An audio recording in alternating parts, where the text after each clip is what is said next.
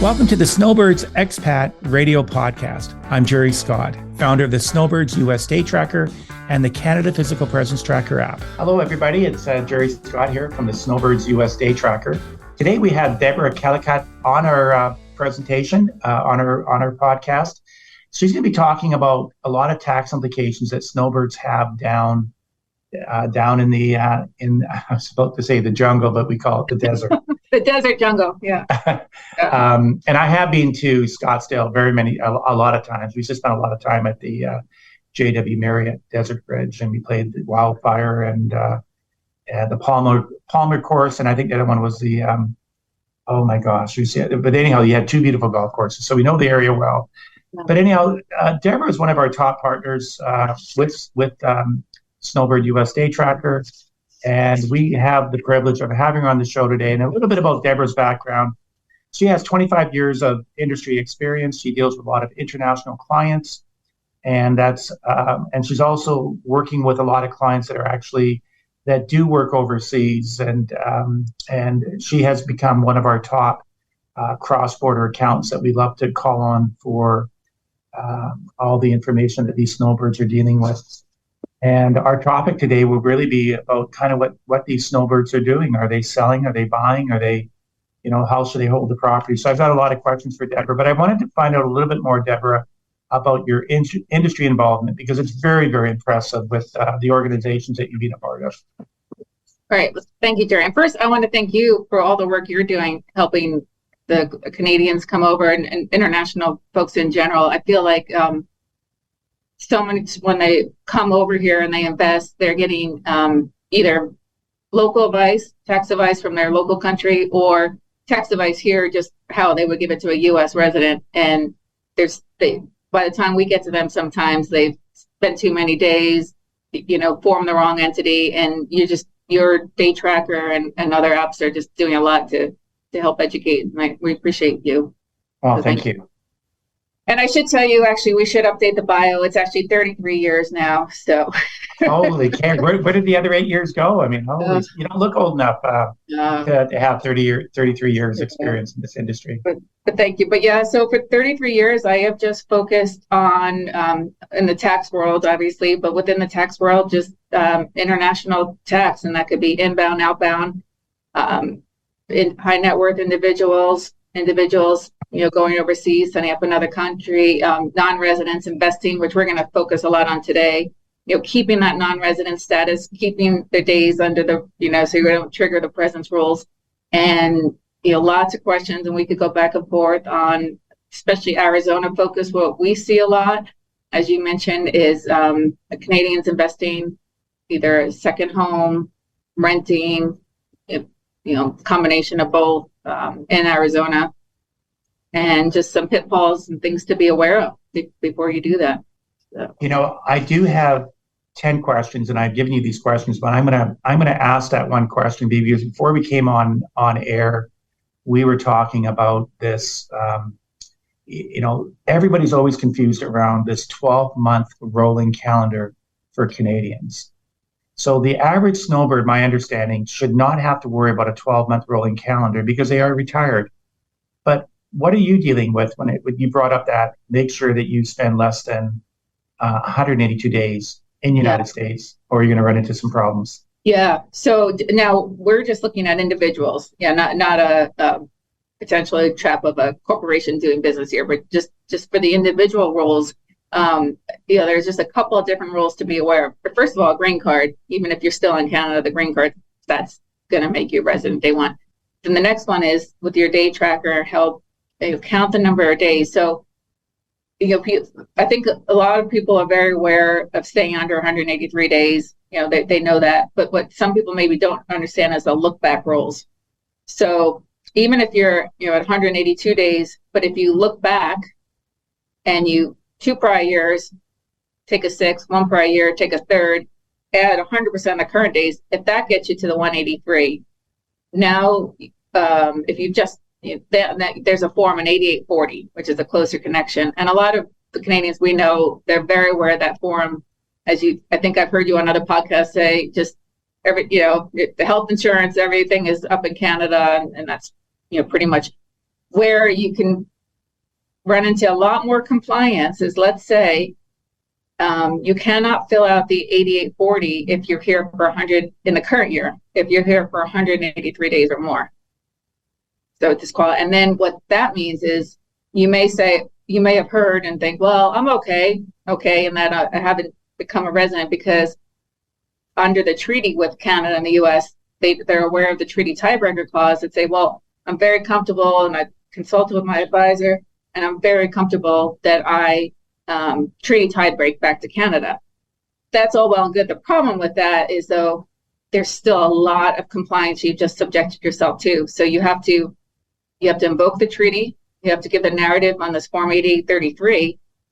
That's not the hard part necessarily. The hard part is, if in addition to that, we have a lot of international informational forms that are still required. So we have a client who fell into that, and he's got like 10 Canadian companies. That means we have to do what they're called 10 5471s. So that's like a mini return for every company, even though there's no tax effect. Assuming the treaty tiebreaker is accepted, you're taking every Canadian entity, converting to GAAP, U.S. dollar, related party transactions. I go on, and then that's not the end of it. Then you have to fill out what we call this FBAR, which is a foreign account reporting form. So you have to get your highest balance in all your accounts, your investment accounts. So, and then PFIX. So it's just, you really don't want to, stay more than that in the current year. But for the average snowbird that is spending less than 182 days in a calendar year, yeah, the 12-month rolling calendar does not apply.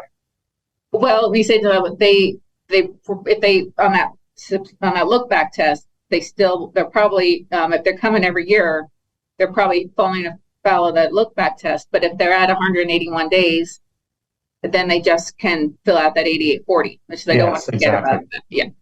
Yeah, because there is a lot of confusion, because everybody's asking me about, they say it's an immigration issue, but it really is. That 12-month rolling calendar is more of a tax concern than anything. Immigration is pretty straightforward. I think what you might be thinking about too is there's another, when you have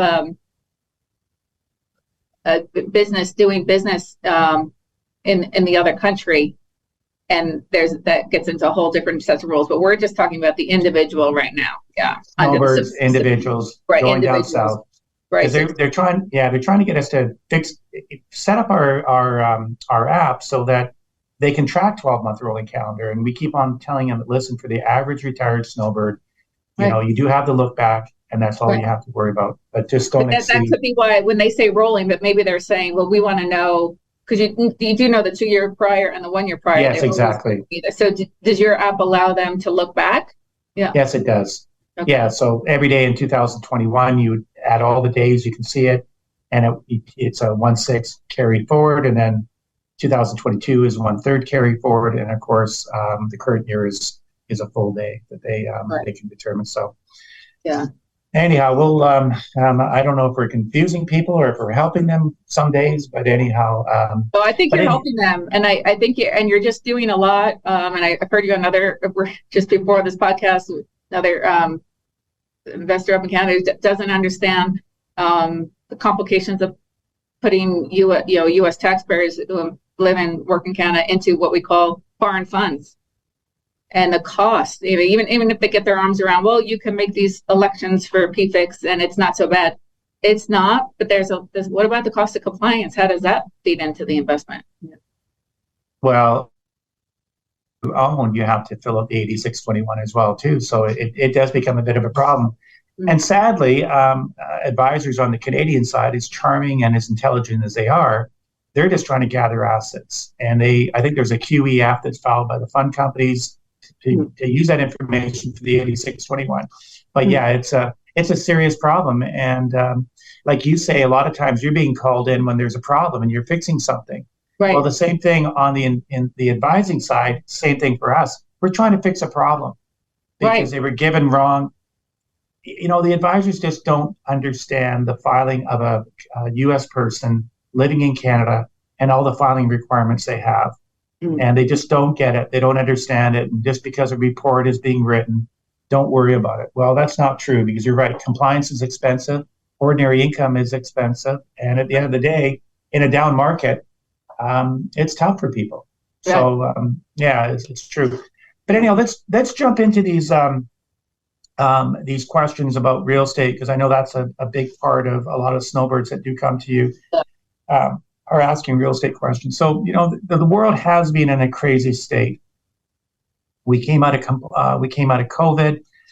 I almost said compliance. We'll never be out of compliance. No, we came out of COVID.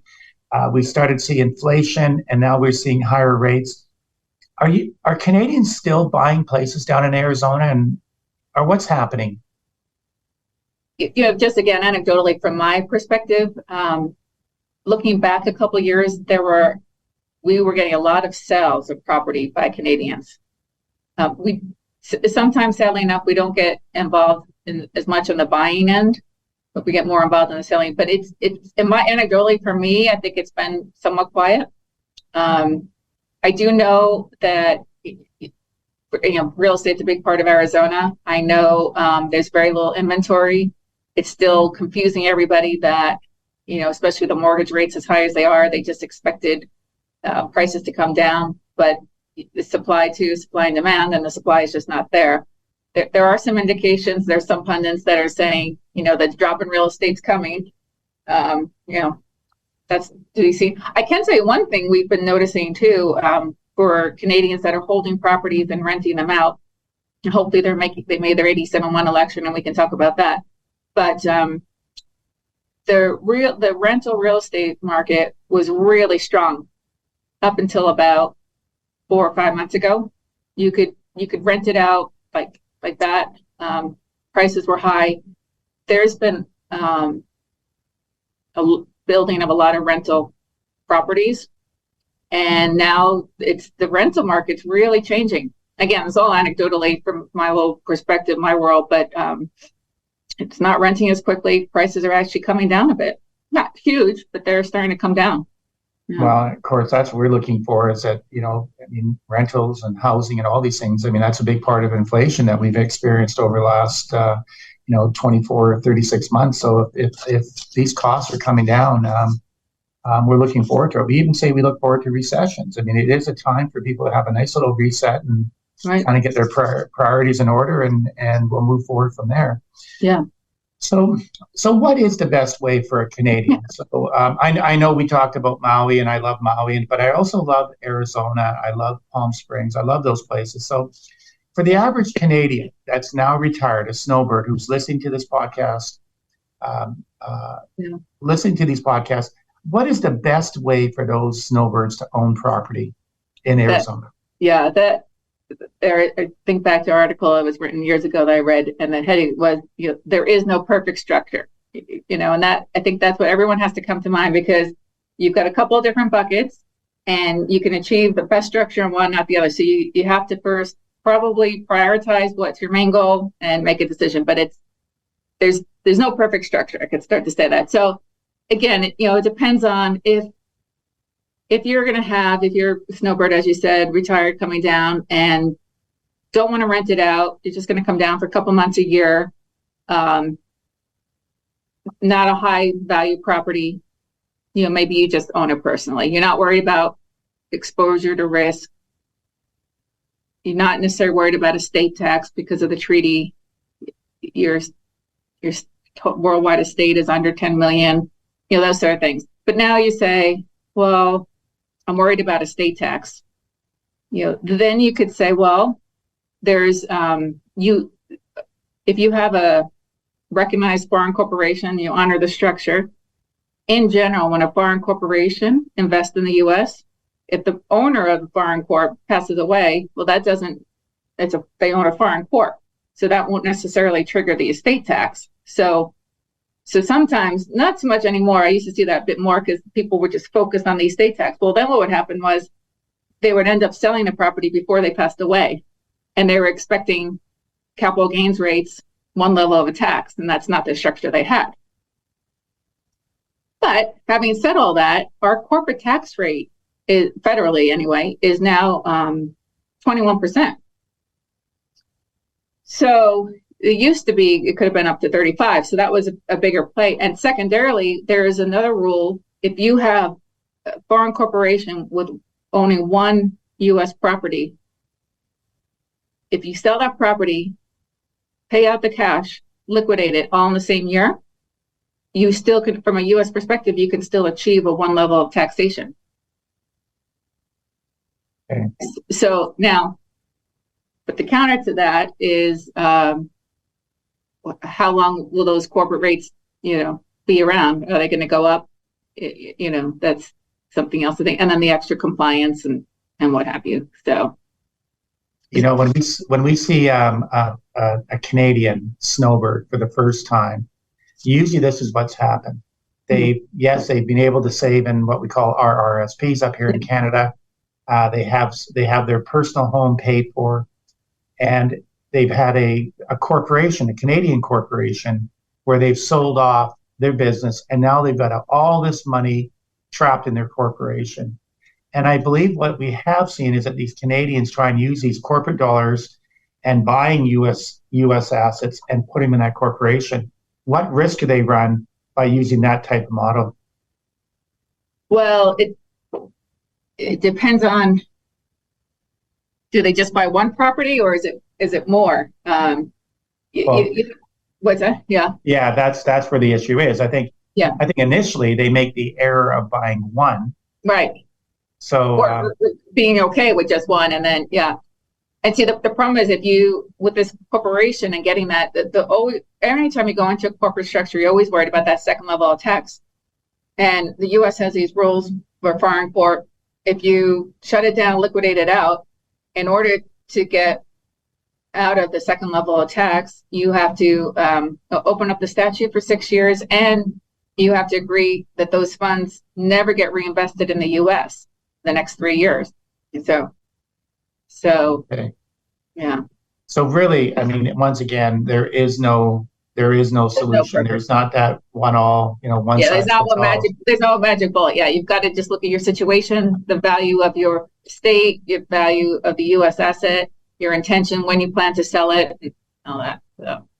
So here's something else we saw. We saw these people, and we'll use Maui as an example. We have clients bought this beautiful, beautiful home. Yeah. And what they found is they're using it 6 months of the year. And then they said, you know what, I think we're going to enter a contract and rent this out for another 6 months to somebody else. So you can have 6-month rentals. So that is a bit of a problem as well, too, probably more so on the Canadian side, because now you've changed the use of the property from personal to a rental income. So you could trigger a capital gains on the Canadian side. Is that possible? Canadian side, I wouldn't know. For U.S. side, just changing of use won't trigger a capital gains. Yeah. Okay, so so that's where the problem is. As soon as you change the use on the Canadian side, then you're triggering capital gains. Right. So it becomes a bit of a mess. So I always, the biggest takeaway from today's call here is that we all have that fantasy of going down. This is what happens. People go to shops in Wailea. They have these beautiful kiosks where they have all these beautiful properties. You've got a husband and a wife, arguably this might be their happy place for the very first time. They're on the same page, and they do something crazy like buy a place, and then they're wondering, how in the heck are we going to hold this? And how should we hold it? How do we pay for it?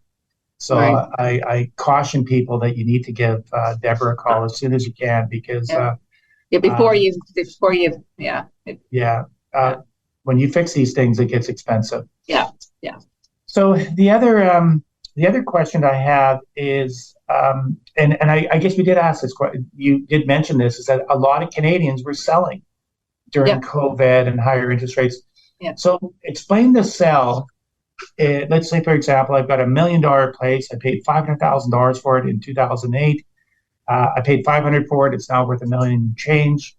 So I sell that house for, and at that time, the Canadian dollar was at par. So now we know the Canadian dollar is trading around 74, 75 cents. So my question is, I sell my place, my cost base is $500,000. I sell it for 1.2.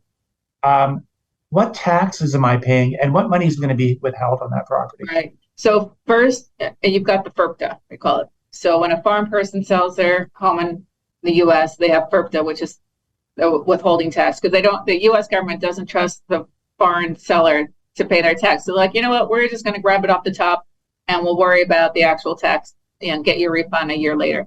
So now you mentioned the threshold $1 million. So it's going to be on $1 million property, it's going to be 15%. Okay. On the gross.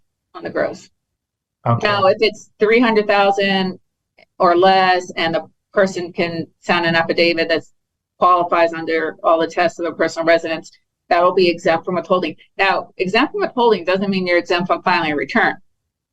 You still have to file a return, and if there's a gain, you still report it, pay tax. But and then in between there, it could be reduced down to 10% again. But you're at the million, you're at 15% now. So there's going to be something called the 8288, 8288A, B. But this is where they're going to withhold, and it's going to withhold 15% on $1 million. That's a lot of cash. And to your example, their clients worked out with their advisors to say, yeah, but my capital gain is only this. Capital gains rates on average, depending on the bracket, it could be 20%. The state is now on a personal level is now 2.5%. So they're saying my tax is going to be below this withholding.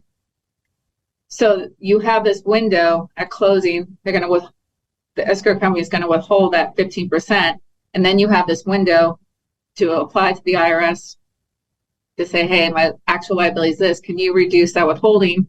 So the escrow company can remit less than what they have and just give me the refund. We have found, and probably because of COVID and the backlog, that's just not working. It's the IRS isn't responding in time, so especially if the sale is anyway a couple months into the year, we're just advising clients, you just save yourself. You hate to pay all those fees to try to get early withholding, only for the early withholding, even if you're lucky enough that it all works out and comes back. By the time it comes back, you could have a couple more months, you could have filed the return in the following year and got your refund that way. Okay. Does that make sense? Yeah. Yes. Now you say there's a window. So now we've heard some people that have sold properties in Washington State. All that money was withheld, and for whatever reason, it took forever and ever. They missed the opportunity to get that money back. Is there a time frame to get your 15% back? Well, there's a couple of different time frames, so I'm going to be careful. So the escrow, when you go to the sale and everybody sits down, you're exchanging contracts and money, the escrow company will withhold that 15%. I believe they have 20 days to send that off to the government. So if you tell them that they say, hey, I'm applying to the IRS to get that reduced, I think that should get extended. Don't quote me on it, to about 90 days. Okay.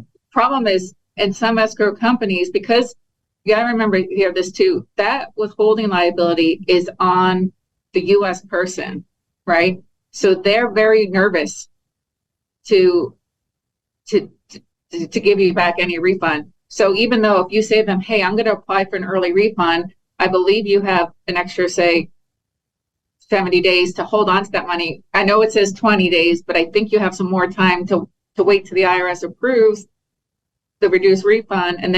And some of the legal departments of the escrow companies, they've just said, we're not waiting.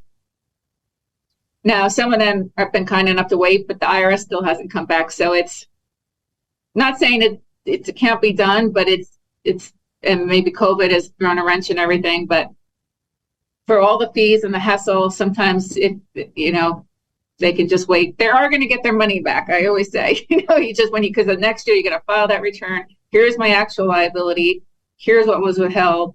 I like, my money back. So, and some states have their own withholding too. Arizona doesn't. It's just the federal. Arizona, you voluntarily pay the actual tax when you file your return.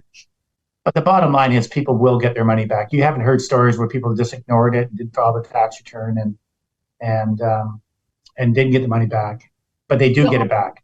Well, yes, I like to believe the IRS will always come through and do the right thing. But again, I have had stories where this refund has there's always a couple where the refund drags and drags. And normally in those stories where it's a problem with the ITIN.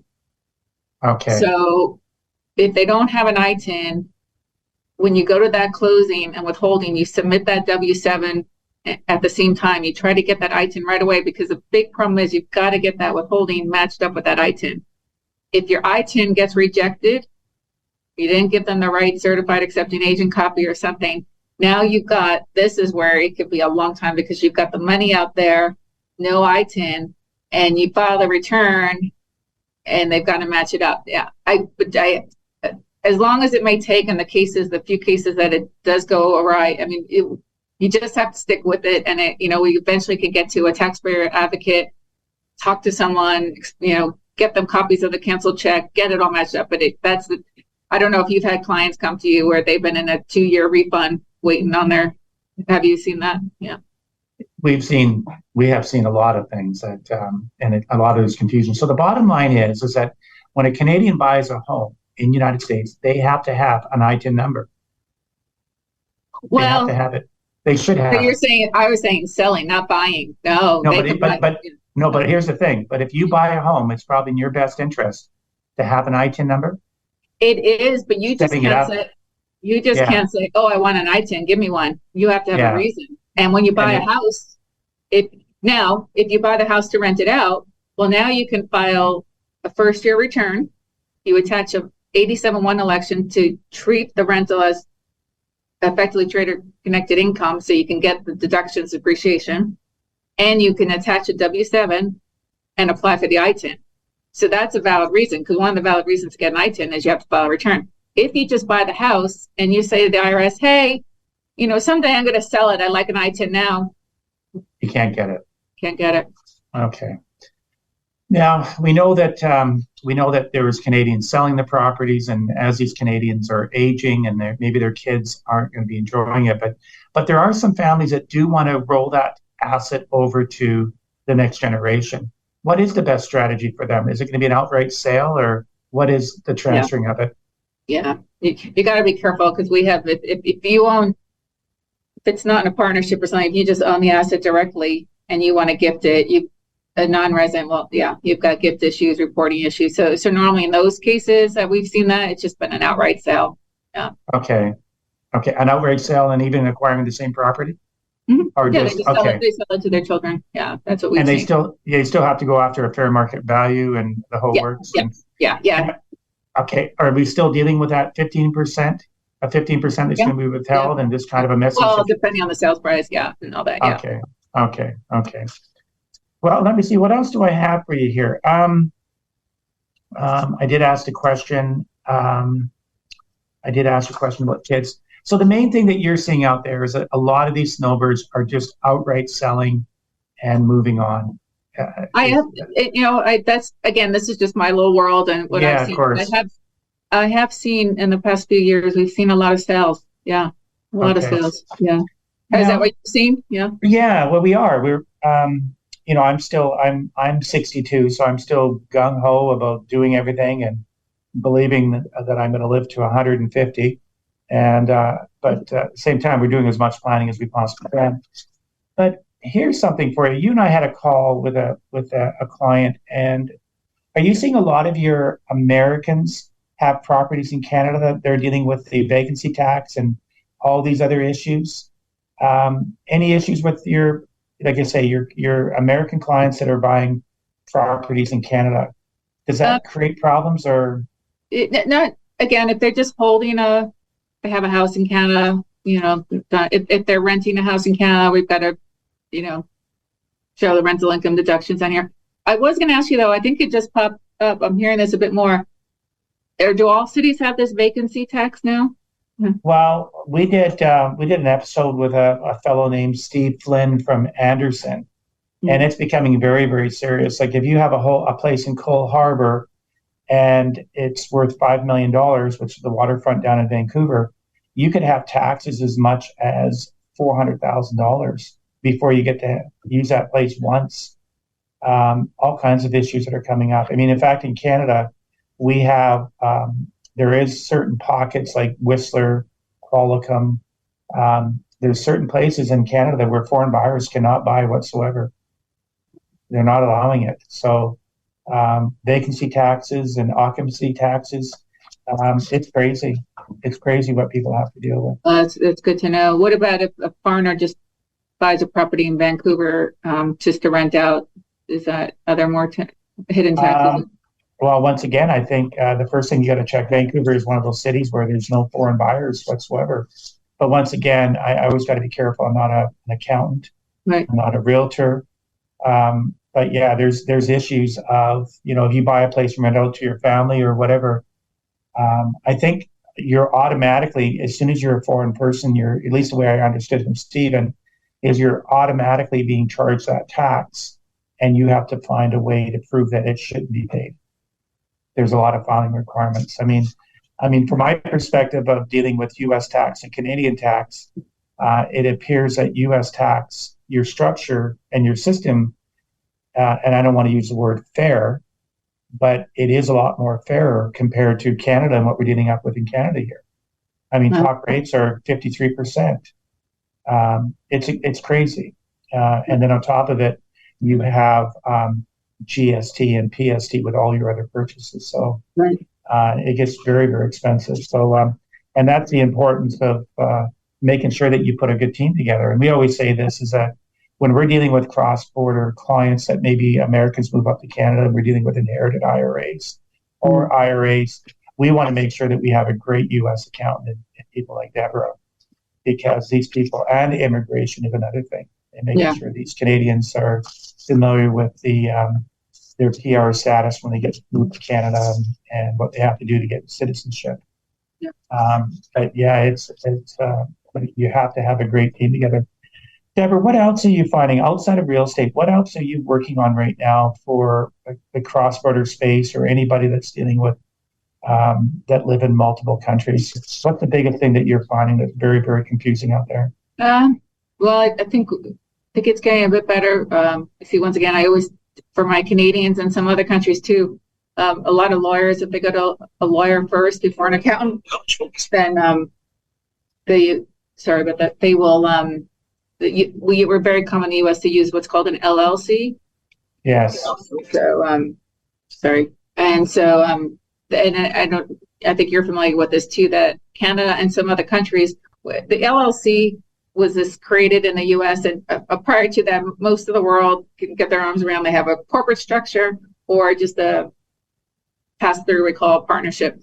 And then it was great in the U.S. when they invented these LLCs, because it gave us ability to use a entity for liability protection, but then just have one level pass-through tax. Because remember, I kept saying when you use a corporation, always had that double tax.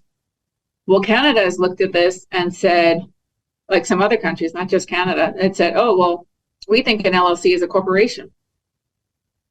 And so now you've got a mixed match of timing of income recognition and foreign tax credits. So we do try to, that's one big thing, we do try to say, please, don't use an LLC. So. Okay, the last question I have for you is, are you seeing a lot of Americans moving up to Canada that are going through this entire renouncing process? We know there's Americans moving up to Canada, but how many of them do you find are actually renouncing? Because you would get involved with them because they have that $4 million threshold if they do renounce. Oh yeah. Yeah, not so much. Yeah, I think that's a pretty big step, But as you said, if you are going to do it, it's not just a matter of handing over your passport. And you renounce, it's also long-term green card holders. It's both. And there's a 8854, and there's and you fill out that form, and then if you hit that threshold, whether an average income tax liability or your net worth, then you have to go through the calculations and your balance sheet and look to see if that tax is going to apply to you. Yeah. Okay. Well, Debra, I really appreciate your time today. And how do people get a hold of you? I know they call me and it's easy. I can easy pass on, but all the people that are listening today and they have their places in Arizona, what's the easiest and best way to get a hold of you? Probably my email, Baker Tilly, Debra.Callicutt@bakertilly.com would be the best way to reach out. Okay. Well, I'll tell you what, we've got lots of work to do in the future, and we should probably do a webinar for all those Canadian clients that are down in Arizona during the months of January, February. Yeah, that would be great. Just keep doing what you're doing with your apps and your tracker. I think it's great that the knowledge that you're spreading out to everyone and you're getting to them before they have to fix it all. So we want to make sure that we get knowledgeable people and professional people like yourself. And that brings us to the end. Debra, thank you very much. And in Canada here, I tell everybody, when you're representing Canada, be kind. The world is small. Have a good afternoon.